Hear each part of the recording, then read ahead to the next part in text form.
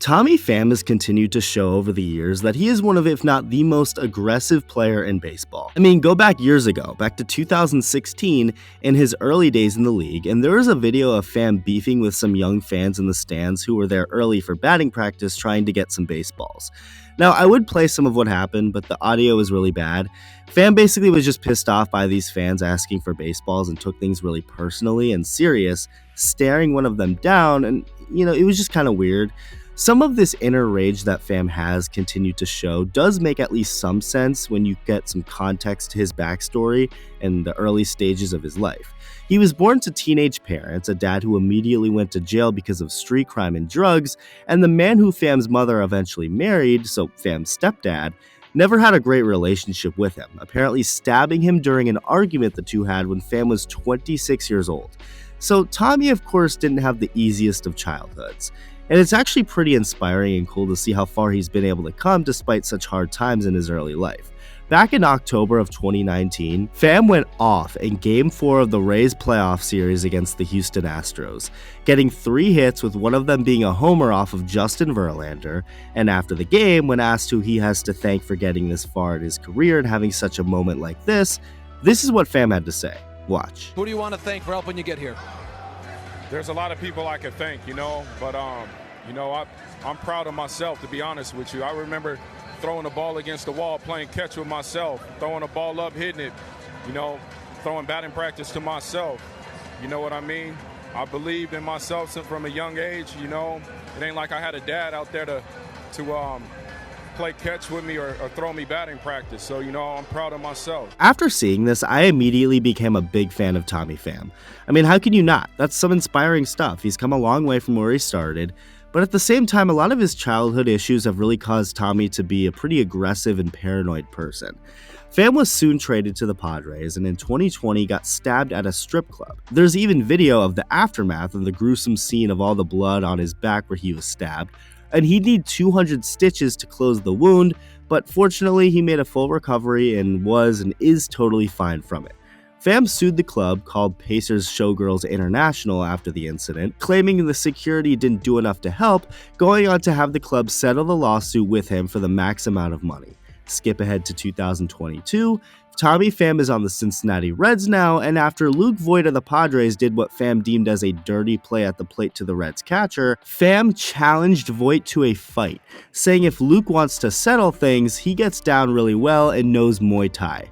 And just about a month after that, Pham went viral and made more headlines after slapping San Francisco Giants outfielder Jock Peterson before a game over a fantasy football dispute. Seriously, that happened, and there's footage of it happening. It was a pretty wild situation, and yet another example of Pham's aggressiveness. Pham ended up getting traded to the Red Sox, signing with the Mets for the 2023 season, only to get traded again, this time to the Diamondbacks at the trade deadline, and in a recent game between the D-backs and Padres, Pham got into an altercation with some Padres fans sitting right near the field. Here's the full video from Twitter user Patrick Daly. Strikeout. You called me a piece of shit. No, I did not. Turn it straight up. You ain't gonna be disrespectful like that. I got witnesses. You disrespectful. Piece of shit. I'm not a piece of shit. Go strike out. Go strike out. It's always funny. We always got a white man. A white man feel like he can disrespect now it's people race. some kind of way. Now it's because race. you know what? A black man or a Latin don't do that shit. Don't bring up race. That's exactly what you wrote down. This must have fueled Pham to go off, because he'd end up hitting a triple and a homer in that same game, helping push his team to a win over the Padres in Game 1 of a doubleheader, one that saw Arizona win both games, with Pham getting another hit in Game 2. After Game 1, Pham was asked about what happened, and this was his response. A lady, she's just not really educated in the baseball sense, because she told me she was drunk, F you, Tommy Pham, that's why we got rid of you. And I'm like, lady, I reached free agency. They didn't get rid of me. And I was like, in fact, they tried to re-sign me in free agency. So just people, man, right outside the hotel. According to the woman who recorded the altercation you saw, she was told by a security guard that he was flipping off everyone in left field in San Diego because they were taunting him.